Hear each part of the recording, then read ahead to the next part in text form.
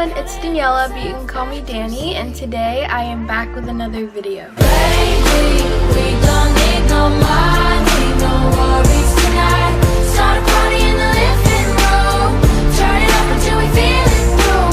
Baby, let's get fucking crazy and lose track of time. While we always got a friend about it, there's nothing to regret about it. For today's video, I am not gonna lie, I've tried filming this like 5 times now, and there was one time where I got to film everything, but the editing system that I'm using wasn't working, so it kind of messed up all of the editing I've done.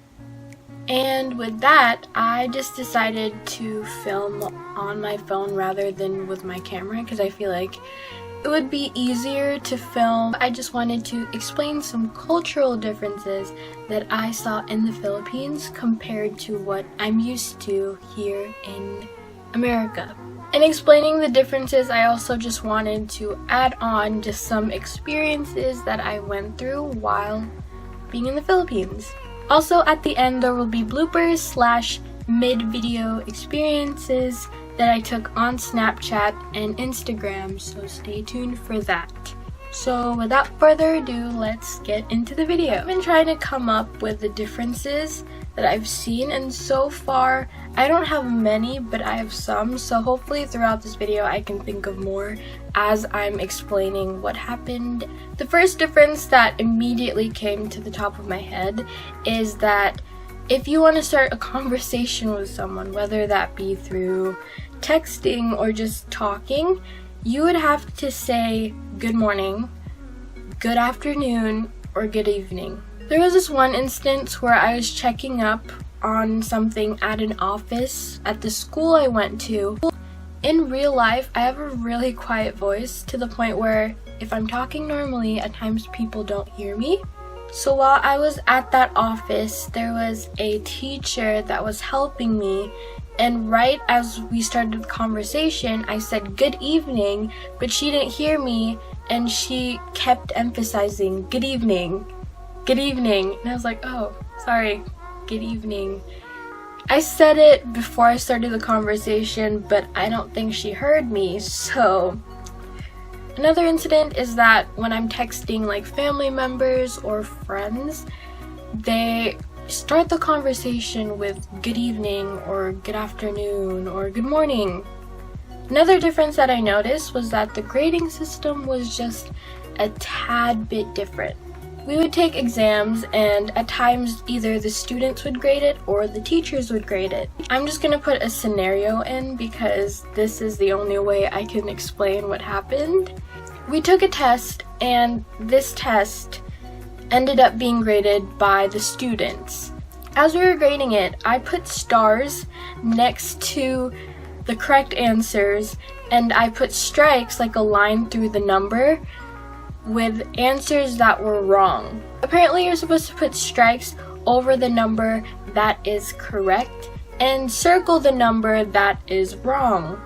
See, at the time I didn't know this, and then people started telling me, what are you doing? Like, why are you grading your paper like that? I don't know if that's just me, but I wasn't used to like having correct answers having slashes through them. Another difference that I noticed right off the bat is that I felt like everyone knew each other. By that I mean we would go to a mall or a market or a school, and my family would always end up bumping into someone that they knew. Another difference that I saw, but I don't know if anybody else really noticed it, educationally, it's extremely competitive.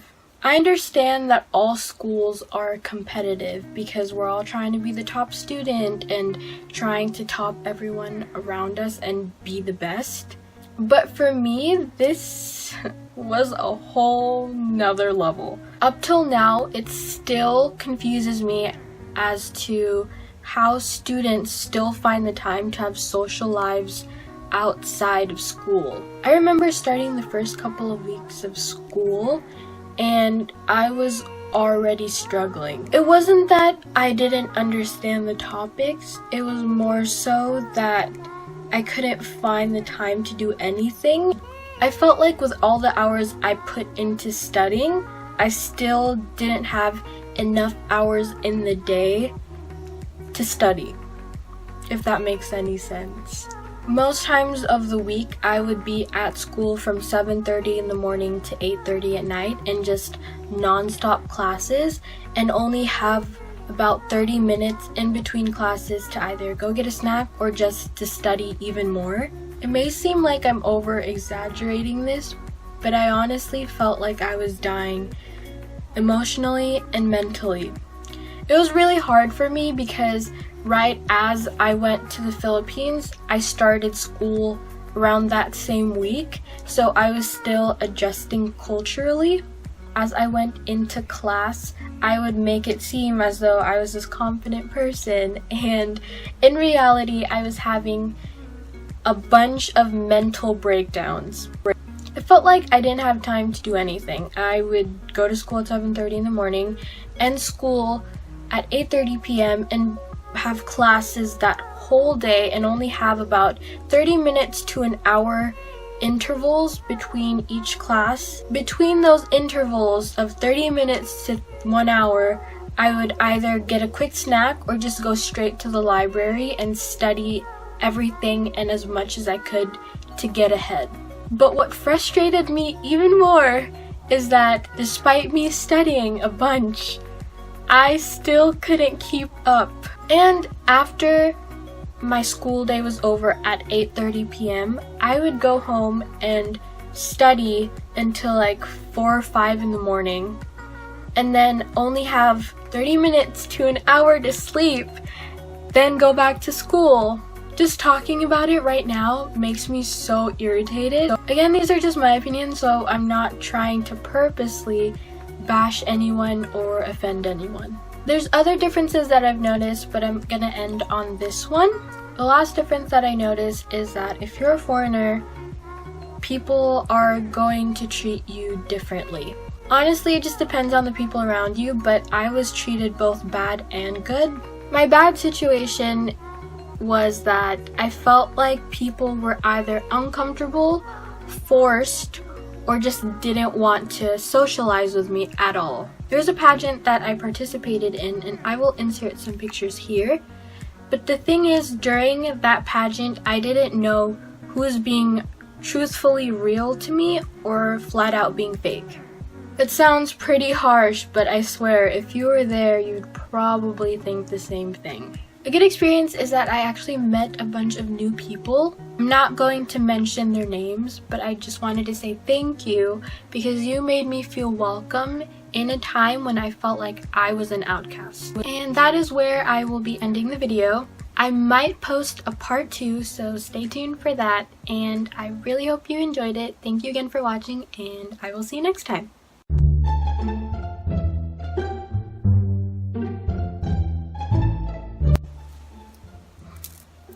Another thing that I noticed is that, okay, hold up, I just remembered. Great. I don't know what's going on with my life anymore.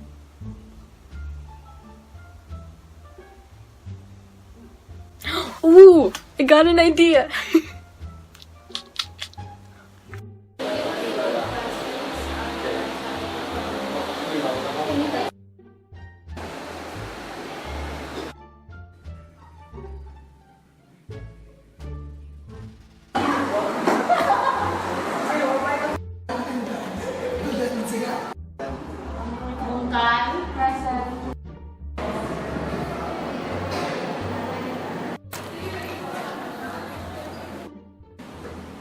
Sa verbal na komunikasyon ay may kaula